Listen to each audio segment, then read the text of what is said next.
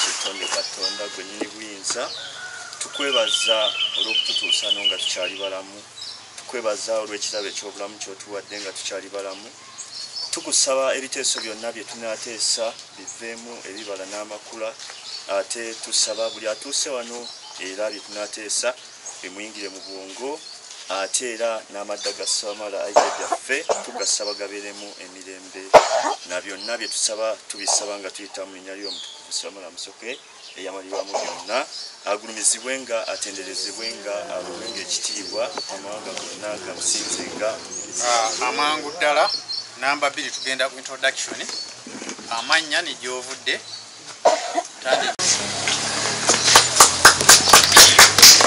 amanya gange Masaka Namulonde era wano eryange zinalinda nambaga nantula mutanisansenkweta sadda nabona nambogo nakayima basinziza musinzo lwa Kiwanuka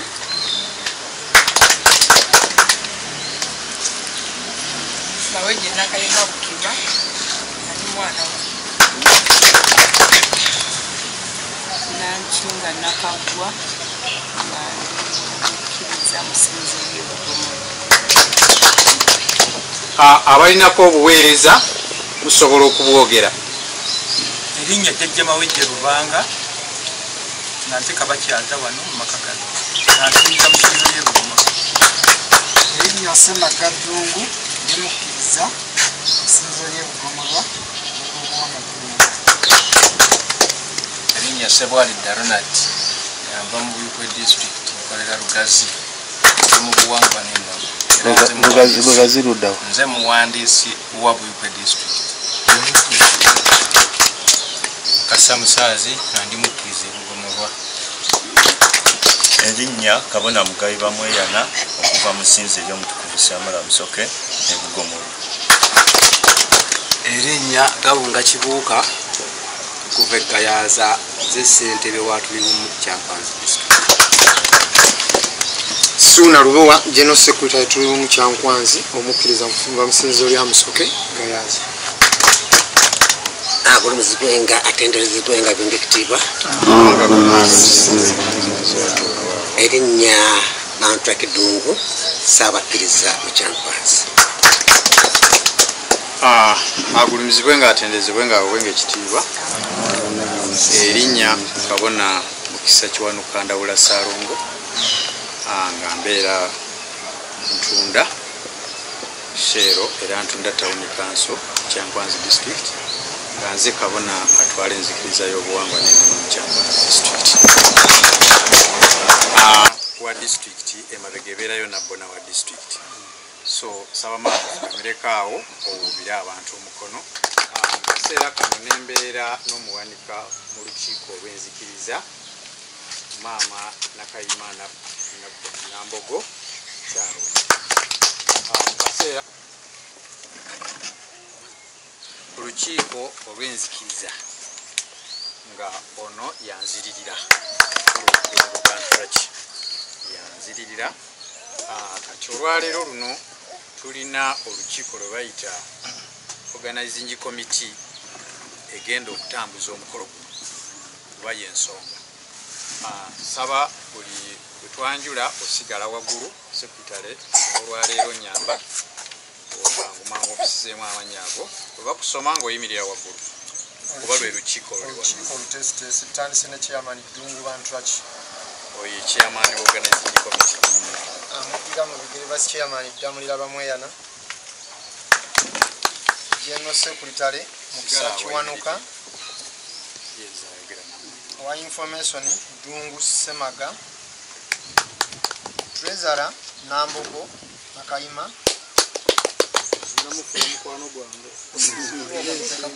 Semba kya Musoke tugenda kuba advisors Nakayima Nakagwa Lubanga Mawejje Suna Lubowa Mugayiba Mweyana Nayigaga Nambaga Gabunga Kibuuka Nassali Halima bungi omumayanja meya Town Council. naye ali ku lukiiko meya mumukansiri tondeko genda nga simulabye njagala mumukansiri. so mukama wange olukiiko olwo olwaleero lubadde lwalondebwa naye luzze okukakasibwa era lumaze okukakasibwa nti lwe lukiiko ogenda okukola omulimu. Kabona Kyankwanzi bakabona ne Nabona ndi musanyufu nnyo okujja mu lujja lwange wano nga tuzze okutema empenda watya tugenda okukyaza Ssaabakabona. Ndi musanyufu nnyo sebo wano ekyalo kino bakiyita Kitangaala kyekimu ku kyalo ekikola Ntwetwe Town Council. Wano wendi sirinzekka nawo omukyala naye kabawubireko ku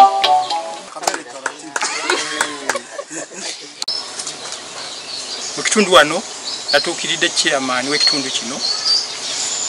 ne munnyonnyola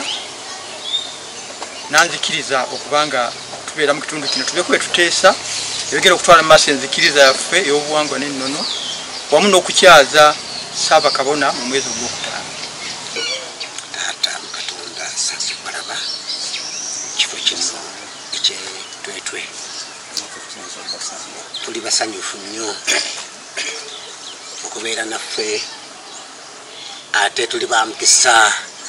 okujja mu Kyankwanzi amadda ga Ssebamala n'amatikkira ga Ssaabakabona okuba mu Kyankwanzi. Taata omutabiriza w'Emityana webala okulwana webala okubeera naffe tuli bumu mu buwangwa n'ennono. Teyanziza teryanzike bufunze chairman tuli mu Kyankwanzi district twala omukisa guno okwaniriza abagenyi mu bufunze. neyanziza ssebo Kyankwanzi Kabona okunzikirizaako nange okwaniriza abagenyi bataata tusanyufu okubalaba enze Kyankwanzi era wano ekitundu kye tulimu Ntwetwe Town Council. Erinnya lyange nalyogedde dda nti Gabunga Kibuuka ssentebe watuli bumu Kyankwanzi district. Mpozi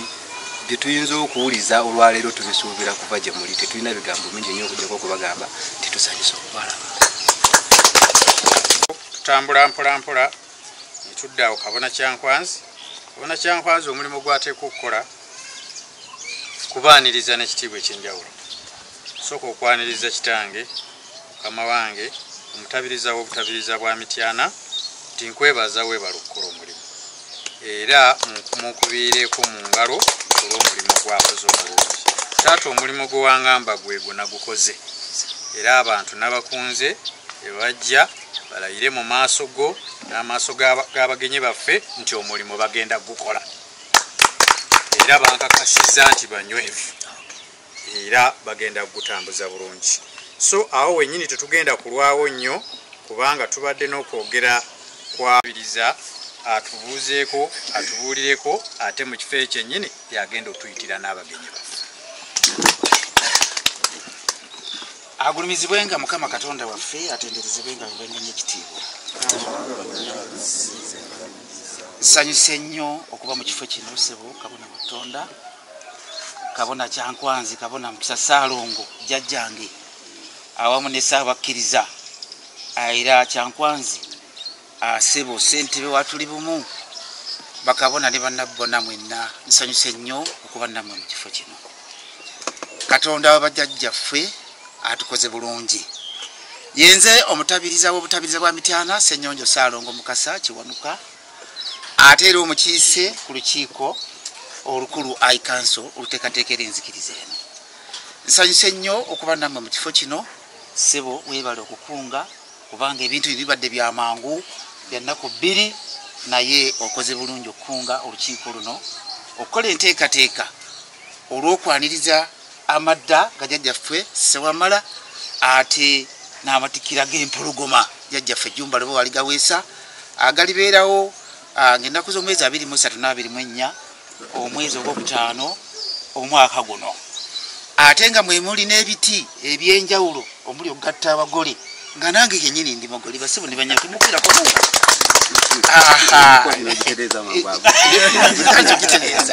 abasibu ne bannyawo ntwala omukisa guno okubeebaza olw'obwangu bwemwakozesezza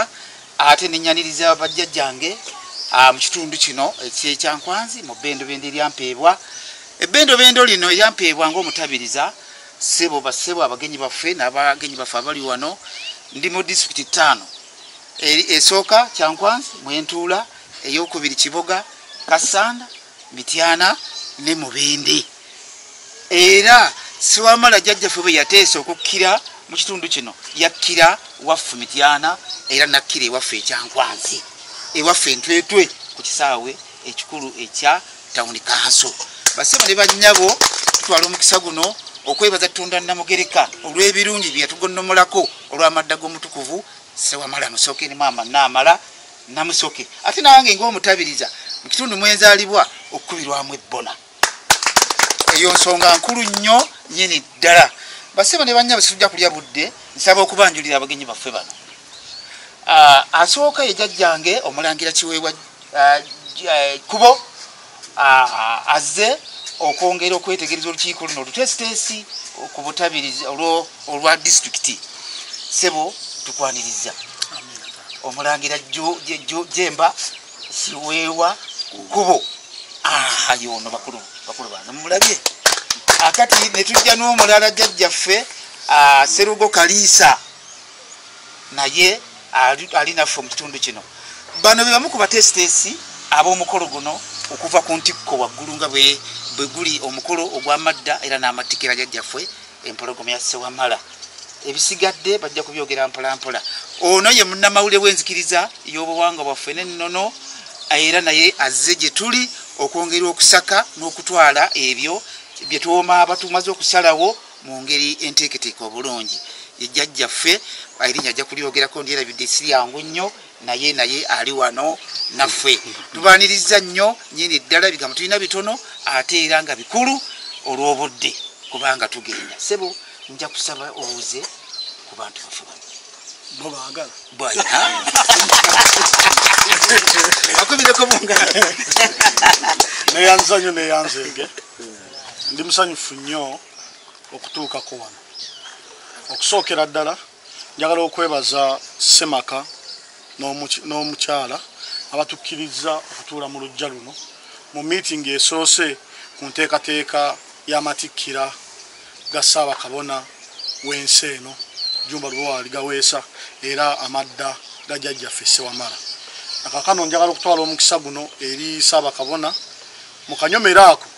ekifo kino kisigale mu byafaayo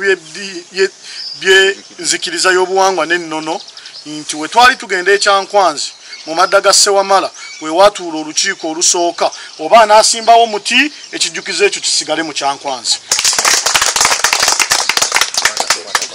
Ekyokubiri ndi musanyufu nnyo okubalaba. Tugenda kozesa obudde butono. Sanyusa okubalaba abavubuka abato abali ku lukiiko luno olw'enzikiriza y'obuwangwa n'ennono.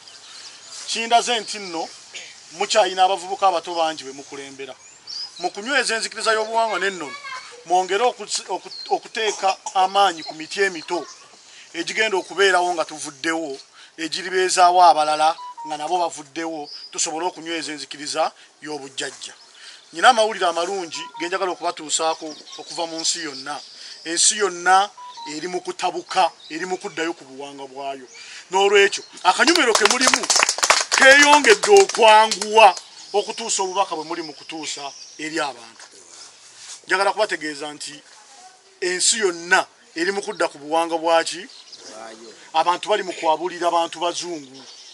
Abantu bali mu kuwabulira ebikolwa byonna eby'ekizungu ebyatusuuliza ennono yaffe. N'olwekyo munywere kubanga muli mu buseera ebituufu nga n'abantu bakooye. Mu madiini abantu babbiddwa bakooye wabula nammwe temubba abantu mulungamye abantu mukulembera abantu mwagazisa abantu mweke nnyini mweyise bulungi abantu babalabireko. Ekyokubiri nsaba olukiiko luno nga wendusanze olwaleero sebo omutabiriza lubeere lumu ku lunyiriri okusiga ensigo y'obugagga nga be basoose okugaggawala balaga abalala nti mu nzikiriza y'obuwangwa n'ennono tuyina ssente kubanga tukola ate tuziina. Okubeera mu nzikiriza y'obuwangwa n'ennono tekitegeeza kubeera mwavu. Okubeera mu nzikiriza y'obuwangwa n'ennono tekitegeeza kwambala mbugo. Okubeera mu nzikiriza y'obuwangwa n'ennono tekitegeeza kwambala nga mukadde ng'oli muvubuka. Mwe sibakubye.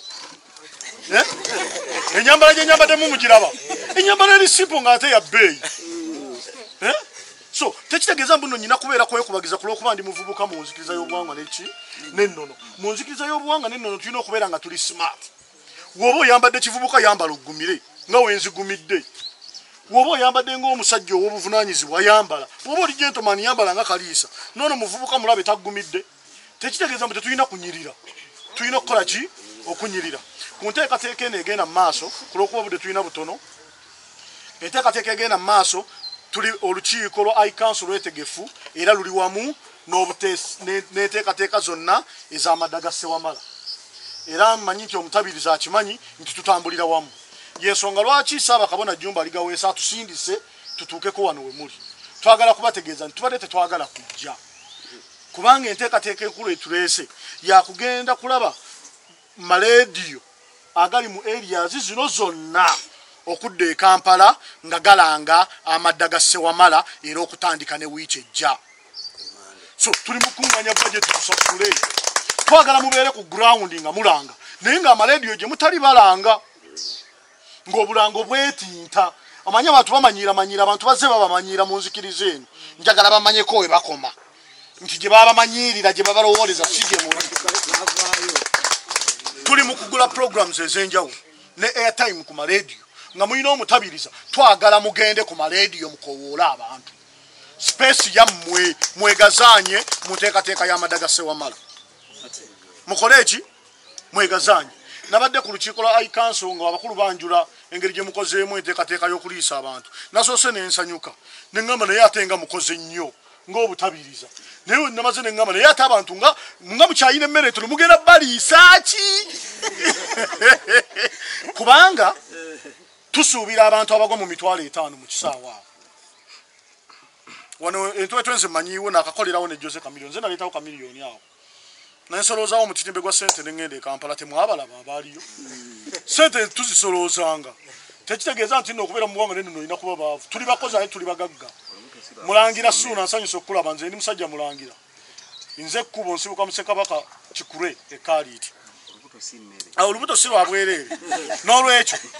ku lw'okuba nti nno nzize olwedde enkolayo nga nnoonyayo abantu abangi ng'ate basasudde ssente kati olowooza muzeeyi Kalisa tugenda teekawo ab'obwereere. N'olwekyo mwongere okwenyweza. Nsanyusa okulaba ng'olina abantu abazitowa. Ssebo Kabona kwataako mugabo. Webale okuzitowa n'olukiiko olw'amaanyi. Abasajja abo bagambe bakwate ssente enkalu baziteeke mu mukolo gwa Ssewamala. Tetugenda kuleka butabiriza buno ku mulundi guno nga buli bwe bumu. Mulina okugaziya ebintu bibiri. Mugenda kugaziya enfuna zammwe mu mukolo guno kubanga mugenda kweyongerako numbers. Omuntu yenna ayina abantu aba ayina bugagga. Ayina abantu aba ayina buki? Ekyokubiri muyina amalwaliro. Temufeebya malwaliro g'abajjajjaffe. Tuli mukuza buwangwa ku nnono nga tulaga abantu nti ne malwaliro tubeera smart. Eryo essubi lye mutwalira mugundi ne tuvaayo ng'abantu bazze kujjanja banaavaayo ng'akunkumukala yeekunkumula bwati twabikoowa mutugulire emikeeka emirungi abantu tutule jjajjaala mule muzimbe teirozi mu malwaliro gammwe. Mukitegeera bulungi? Omukulu wa tuli bumu abantu bagambe bazimbe teirozi mu malwaliro gaabwe. Bajjajjaffe baagala mulembe guno oguliko.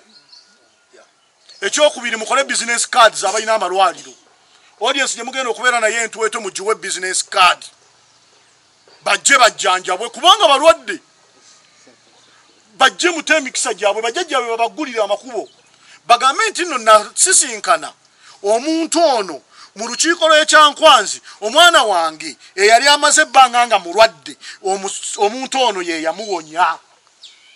Twongere okuzimba obujulizi bw'obujjanjabi bwaffe. Ekintu saagala mukiteeke mu kulya kokka. Saagala mukiteeke mu masanyu ga mbaga z'abaana abagole abagenda okubeerayo saagala muziteeke mu kulaba namba zimale zigende then muyise zaaki ntegeerekese bulungi ng'olukiiko neebaza Katonda nti mbalabyeko ate njagala kwebaza bajjajjange nti babandazeeko nga mufaanana bwe mutyo olwaleero nga temuli bubi nga muli bulungi naye mbasaba ku bugagga buno obuli mu nzikiriza y'obuwangwa n'ennono bwe mutandise okulozaako okuva ku matikkiro agakyadde ewammwe banaye bwe mugaggawalanga nange temunneerabiranga temumpitangako bwe munsanga ntambula musooke kumbuuza oba seeyongerayo wala abanaaba basobodde muntwaleko tetugenda kubeera baavu mu buwangwa neki tugenda kwongera kukola mu buwangwa neki ate tugenda kwongera kuwumbawumba abantu baffe abantu b'ebyobuwangwa n'ennono balina obulumi buki beetaaga kutunga miki oyo yenna gwe mulaba ng'ali muffe nga naye abba abantu baffe nga tasaanidde kubeerayo nga mumutya mumuloopere saabatabiriza aluleete ku lukiiko lwa aikanso tujjemu ebyo ebibonyabonya abantu tuleke abantu abeetegefu okugenda n'enzikiriza abantu mwenna abalina amalwaliro si ga Katonda ga bajjajjammwe eno enzikiriza y'obuwangwa n'ennono egamba mujje musinze Katonda nammwe ku lunaku olw'omukaaga tusinze twongere okufuna amaanyi twongere okufuna amagezi twongere okulambikibwa engeri gye tusobola okulambikamu abazzukulu babajjajjaffe sebo mu kitundu kyo ekyobukulembeze bwo ng'akulembera abasawo abaganda mu Kyankwanzi twagala abasawo bo bategeere Katonda beeyongere omutegeera ate bamusinze jjajjange balubaale bonna amayembe si Katonda tukimanyi bulungi babaka baaki ba Katonda kakati abo ababakongojja bo basabirawo ng'amasinzizo gammwe tebaliyo tebajjula okitegeera bulungi twongere okuzimba obumu twongere okuzimba okusinza Katonda tugenda kusinza Katonda mpaka kuwulira bubi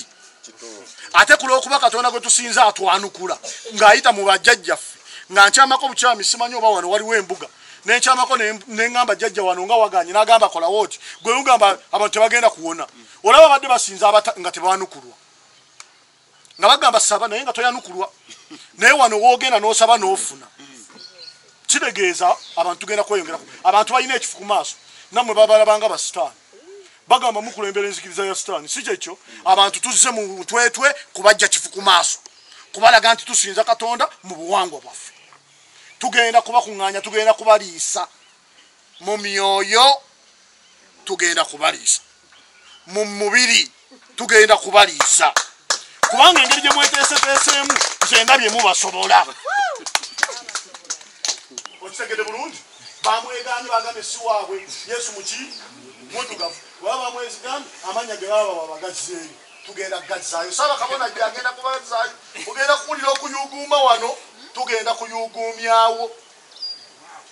tugenda kola ki kyebasaba kiri kimu nga ŋŋenda kuva waggulu mmala okuyita mukulu wange abaluŋŋamyeko oteekateeka ezo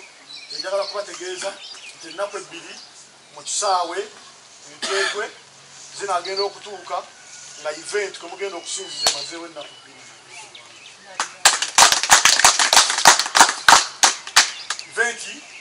nze nga zaakolera entwetwe nzize ndeetawo events ez'enjawulo njagala kubategeeza nti zonna ze tuzze tuleetawo bye tugenda okuleetawo tebirinyangawo abantu mubagambe banywere abatasobole kulaba bintu biri ku stage tugenda kubateerako amativi gye bali basigale nga babalaba ku tivi ennaku bbiri ez'amadda ga Ssewamala za byafaayo mu kisaawe awo kibeera ekijjukizo ky'amatikkira kisaawe era alambikewo ekintu kyonna ekiraga nti nno we twali tujja mu Kyankwanzi meeting eyasooka gye yatutuma mu ffe wano we twagituuza kiregeeza otyo we twagituuza enzikiriza weba erina sente ezimbewo n'ennyumba eyakalina era bajjajjaabo bakuwe ssente kino kijjukizo kyaffe kibeerewo ebyafaayo era kizimbibwemu ebintu eby'enjawulo ate kigenda kuba mwali mugirabyeko pozi nga mwagiraba Kampala oluusi simanyi yagitwalayo naye Kampala ekyokubiri tugenda kulanga Uganda yonna amatikira ga ebbanga saba kabona lyagenda okumala mu butabiriza buno tugenda kubeere n'amativi g'eggwanga lyonna nga batulaba yonna gye tuli twagala enzikiriza eno obutasukka mwaka guno nga tuvudde mu Uganda nga tuli mu East Africa ne mu Africa olowooza kinaalabika kitya kumu abagitandika temukaka abantu kutwegattako kubanga tuli mu bugagga tetukaka abantu kugaggawala abaagala ennaku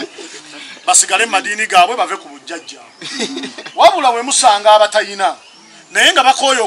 okubonaabona mubabudeebudde muyiiye engeri gye mubazza ku buwangwa bwabwe muyiiye engeri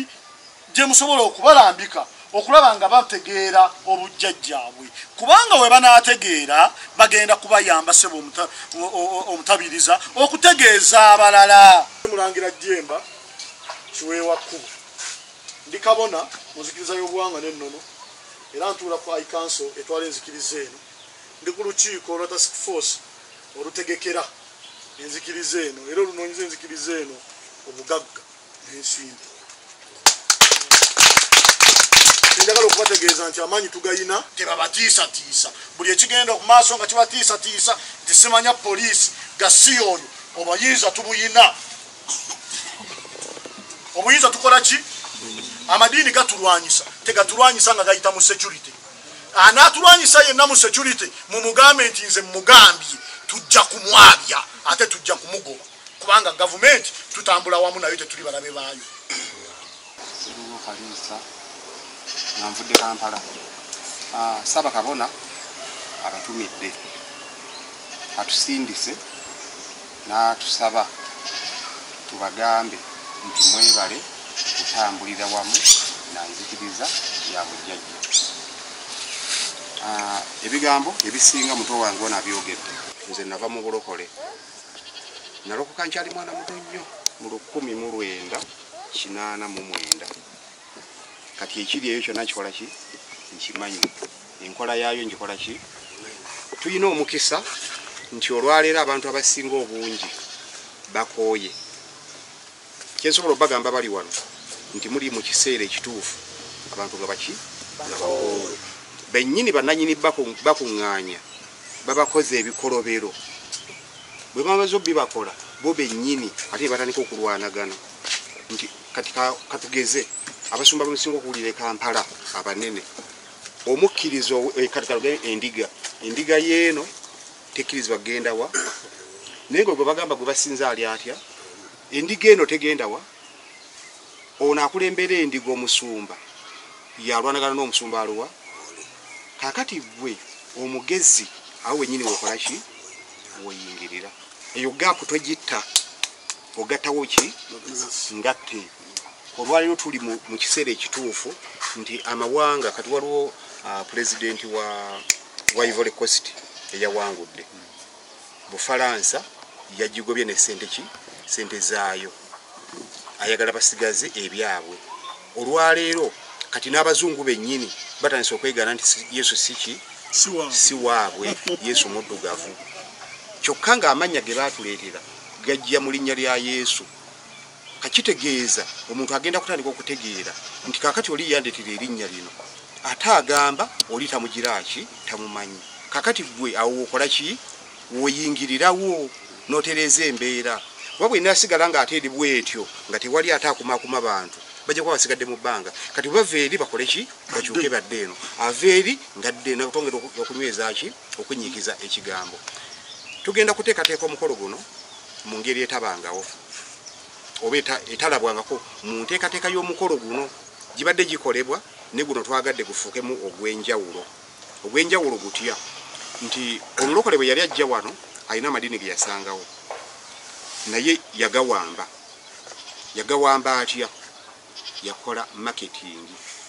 yatunda ekintu n'akijja eri gye kibadde n'akiyiiza ennyimba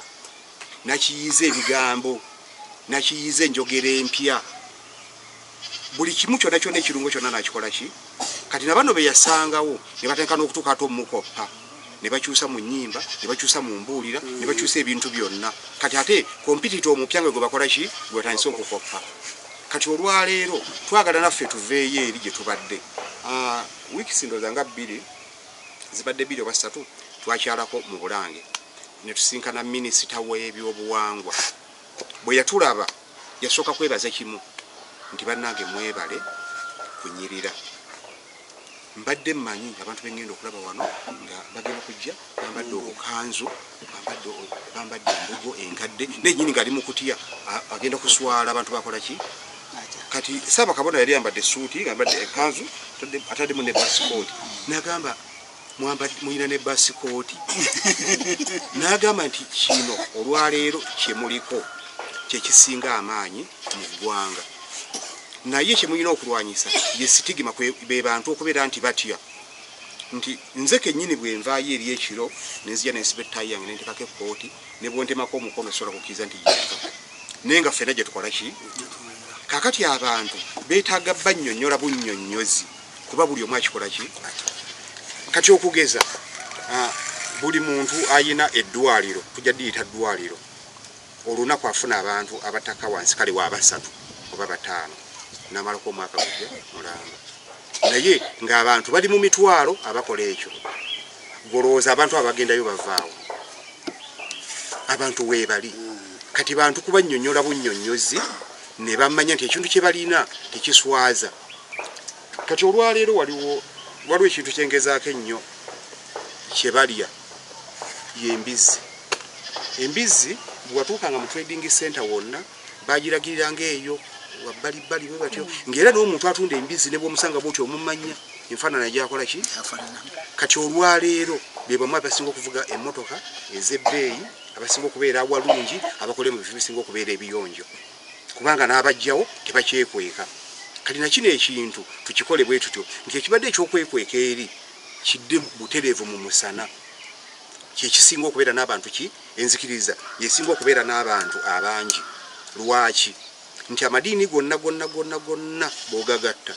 gaggweera mu nzikiriza eno tuyina omukatuliki omuprotestanti tumuyina omusiraamu tumuyina n'amadiini amalala naye ng'ate obukatuliki bwo buli bwokka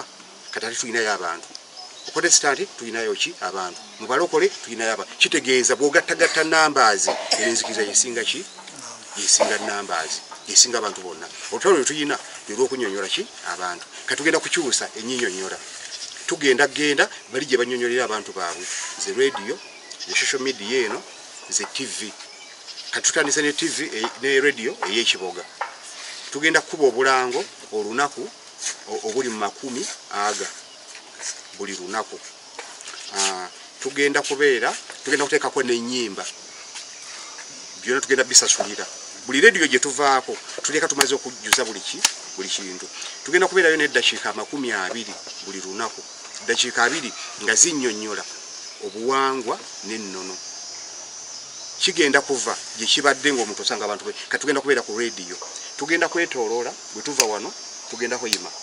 ebitundu kwesiga soko bimenyawo bye tugenda okutambula wetuva wano tugenda ku radio y'ebukwiri wetuva ebukwiri tugenda ku radio za Hoima tugenda kukozesako radio 4 wetuva Hoima tugenda ku radio y'ekisiita wetuva ekisiita tugenda ku radio y'ekakumiro wetuva ekakumiro tugenda ku radio z'emubende wetuva emubende tugenda ku radio z'emitiyana deni ne radio 2 Kampala CBS ne Simba ne gundi waliwo ate Kasanda tewali ne radio yeri ebukuya radio yebukuya nayo bangambye kubawa nayo tugenda ko tugenda kulanga ku TV atugenda kubeera ne Bokedde ne BBS kitegeeza tugenda kunyikiza ki era nga tujja kusaba omuntu yenna amanyi okwogera okunnyonnyola ng'ajja kufunayo obudde agenda buligenzi ku radio nannyonnyola ki mu ddakiika zaffe ezo ze tuyina nannyonnyolamu abantu ne bw'aba asobola enkya naye nga Ssaabakabona agenda kuba akola buli lunaku pulogulaamu ze tugenda okubeera nga tubaweereza ajja kubeerako buli ki bw'akola pulogulaamu leero nga tugisaasaanya yonna gye tuguze airtime waffe nga tugisaasaanya yonna ebisigadde tujja kubeera tugenda kukola zibaanaazi tugenda kukola zibaana ez'amatundubaali zibeerako ebifaananyi si bino ebiposita bino ebipapula tugenda kukola amatundubaali baana zitu ziteekeko tugenda kukola zidrive mu wiiki esembayo ennaku ki ennaku 7 tugenda kuleeta ebyuma nga tebijjangako eno era twamaliriza enteekateeka zonna zitenti n'ebisigadde byonna tugenda bikola ki tugenda kukola omukolo nga omuntu ne bw'anaatuukako tajja kuswala nga kyetwetaaga mu ekyo nti abantu bonna ababa bazze mufube nga mulangira bwagambye twetaaga bizinesi kaadi abantu bonna ababa bazze buli muntu kati egenda kubeera nga bwogamba nti nkoze marketing yange mu kintu abantu ababa bazze oba emitwalo 3 oba 4 oba bameka fuba okulaba nga abantu abo obategeeza nti wooli n'ab'amasinzizo bu flyers bukolebwe bugabibwe mu bantu omuntu ng'asobola okukuba essimu n'abakukiyeebuuza omuntu alagirirwa kyetwetaaga nti essinzizo bwe liba libaddemu abantu 4 oba 3 bwe tuva mu mukolo ogwo twagala essinzizo libe nga limuwaakiri abantu 5 tugenda okuvuga omwaka ogumalako kuba kino tugenda kikola buli mwaka tugenda kukola bwe tuva wano tugenda kugenda Masaka tugenda kwatulanga wano ne Masaka nga tukola ki era akalango tugenda kuteekako program awo egenda okutambula bwe tuvaayo tudde Luweero tuveeyo tudde Busoga tuve Busoga tulyoke tuyingire Kampala mu Desemba nga 31 kati gye banaabeerera banaabe Kolola abaawa naffe tugenda kubeera wankulukuko mu kisaawe tugenda okustaginga ekyaffe enzikiriza ffe naffe tugenda kubeera mu kisaawe tugenda kuba competition kati bwe tumaliriza tujja kuba tulina omwaka mulamba ogujjudde kati tuddemu tutalaage guno omwezi gwe tukoleddemu eno era tudde ogwokutaano omwaka okola ki oguddako tetugenda kuwummula buli mwezi tugenda kuba tulinayo event gye tugenda okukola naye nga yannaku mmeka 2 buli kifo kye tugenda kitegeeza tunakola omwaka ogujja ogumalako tujja kuba tumaze okutuuka ku ntikko naye mu byonna bye tuliko nti obwakabaka tugenda kutambula nabo tugenda kubeera n'abataka ba Buganda kuba kyetuyagala kwe kwemalirira tubeere nga gavumenti tuli nayo kati oyo tumukola ki kyetwogera kitegeeza gavumenti tugikola ki tugirina kyetwogera kyetwetaaga kyonna tukikola ki olwayo tukifuna omukisa twagufunye gavumenti tugiyina ey'Emmengo tugikola ki tugiyina abalangira ababejja tubakola ki tubalina katuli bagumu teri agenda tulwanyisa abayimbi bonna abasinga obungi era tubadde tulowooza tujafuna ku bayimbi abanene bayimbe ku nyimba zaffe ezaki ez'ennono abayimbi abamu ekiro nabadde ne Kamiliyoni twakkirizganyiza Balieni Sikini bonna baki bonna bannono Ronald Mayinja bonna kati tugenda kukozesa bali balowooza bali abantu ate abawansi ennyo kati kintu tugenda kiteeka waggulu ku level kitunoonya nti omuvubuka omuto bw'analaba muvubuka munno omuyimbi ng'alimu ekyo ekintu katajja naye kutya kuba bali balowooza ky'abantu bana abannaku abaavu kati ffe bapromota tuvuddeyo tetuli bapromota tuvuddeyo tuyingidde muki kati n'abayimbi baffe betupromotinga tugenda basikiriza tubaleete mu nsonga eno tunagenda okutuuka omwaka ogujja ogumalako nga buli muntu yenna amaze okutegeera kyetuliko kitegeeza tugenda kubeera bawanguzi bakulembeze mwenna ab'eddiini yaffe n'ennono teri mulala nze Nasali Halima basirika bamanyi omuzaana wa Kabaka Namusisi nga nze former speaker wa district eno Kyankwanzi mu kiseera kyekimu incoming woman member of parliament Kyankwanzi district mwene yange yabulijje yawa neyaffe ya Kyankwanzi mu kiseera kino bannange ndi musanyufu nnyo okuba nti muzzeeko ewaffe Ssingo naddala ekitundu kino ekyantwetwe ate mu district y'Ekyankwanzi omutabirizi oyo yantuusaako obubaka emabega eri nannyonnyolamu kuba tubadde muteekateeka ng'agenda naye ku Sibebbona n'omukyala kale nga tuli muteekateeka tulabe ekintu kivuddeyo kitya ng'omukulu agattibwa mu mbeera eyaffe kale embeera eyo we yatuukira n'annyonnyola ngamba omukolo mawuuno ate mwannyoko Jjumba yagenda ogukola ki ogubeera kuba nange tuffe bazzukulu ba Mugema era mukyala waffe maama Bisaso tumwagala nnyo yebale tukuumira mwannyinaffe mu kiseera kino tubenyumirizaamu kubanga ensomesa yammwe ejjayo ekifaananyi ky'ennono yaffe ey'edda yakola ki mwe yatandikira nekubiriza abantu okuba n'empisa n'okweyisa obulungi era omuntu atagoberera byadda byaliwo naddala mu neeyisa okufundikira nga be bantu abavuddeyo ne baba nga be b'empisa embi kuba abatamanyi talina nsonyi mu mutima nakola ekintu ng'akikola ki ng'akigenderedde ng'ate kikyamu. Kale n'olwekyo bannange bwe mubanga Saako Kabona asiimye n'ajjako mu kitundu kyaffe ffe ng'abakulembeze tubeera basanyufu nnyo kuba buli kiso tufuna omukolo omunene nga guno ebintu bingi bibawo n'enkulaakulana. Owa boodabooda abadde tayingiza mutwalo olunaku kwolwo agenda kukola emitwalo emeka ate nga sololoka nga bemugambye nti ennaku 2 namba at least tubaako ne wetukoze eki abalina lodges bagenda kukola abalina amaduuka bagenda kola business zonna zijja kuba ziri busy nga n'amafuta petrol station zikola ki ffe n'olwekyo tubaaniriza mwebale kujja mu kitundu kyaffe era kale bagamba ne wosuza olumu olwo naffe tujja kulubala era nga bwe tweteekateeka mu neteekateeka eno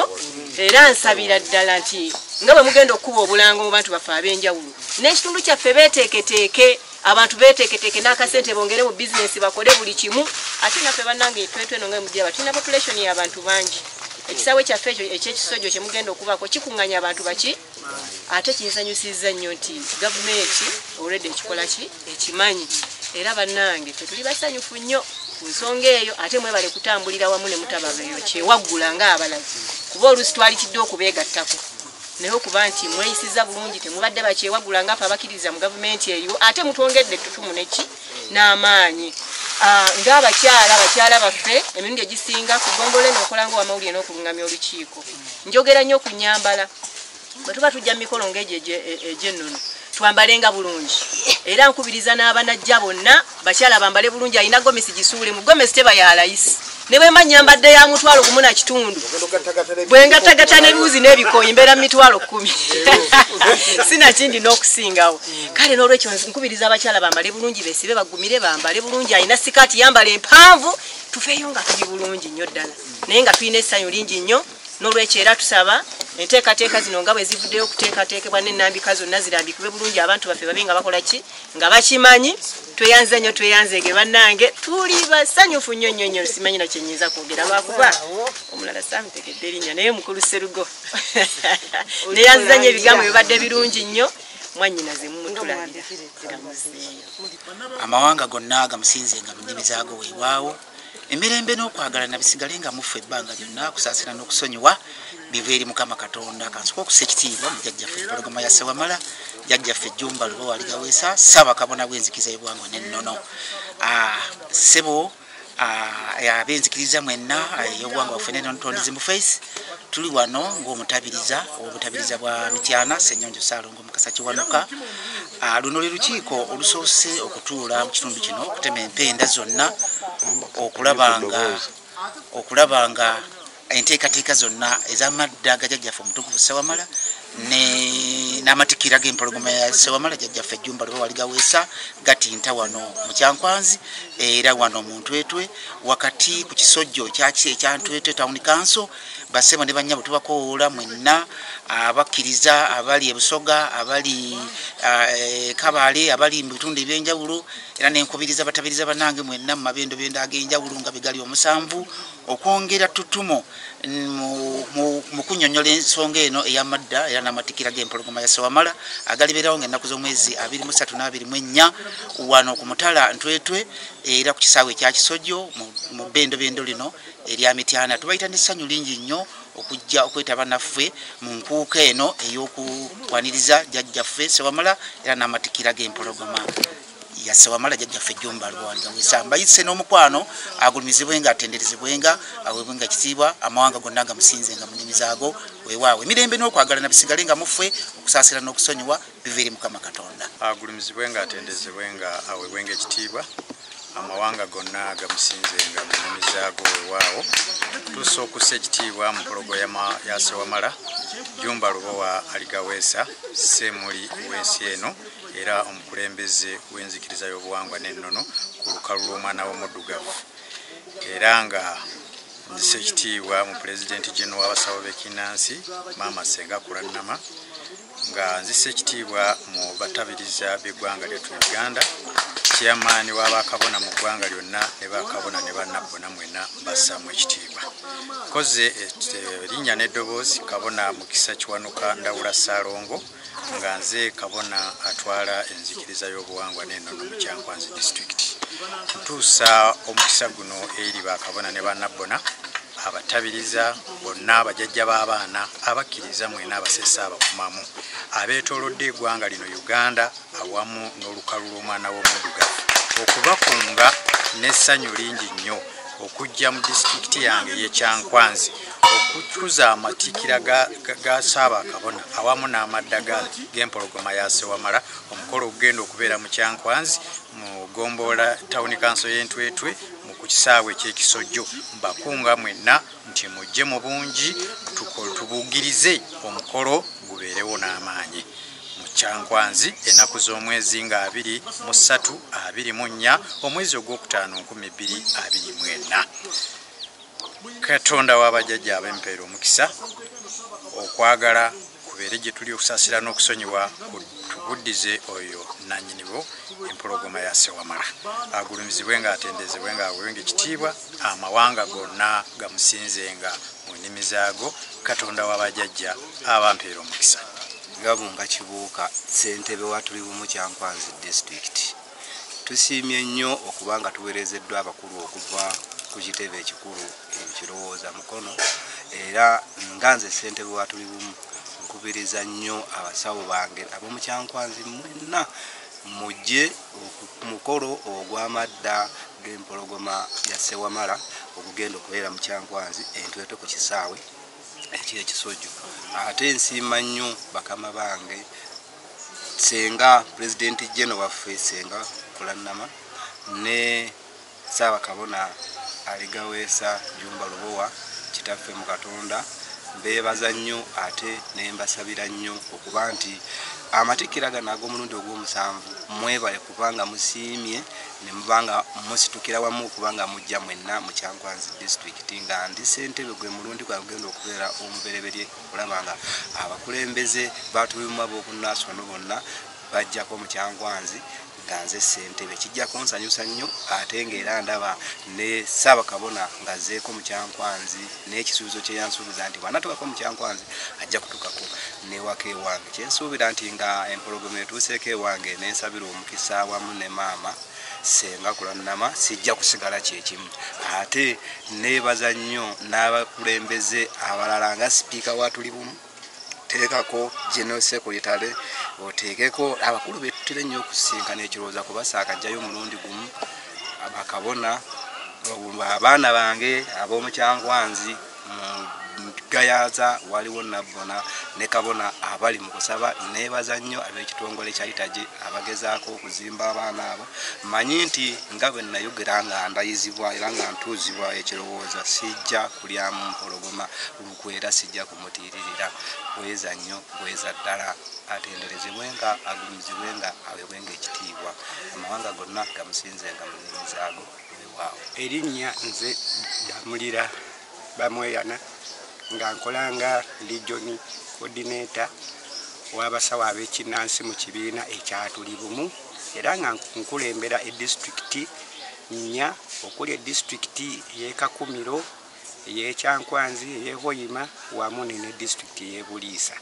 So abantu bonna we beeteekedde amadda ga Ssewamala awamu n'amatikkira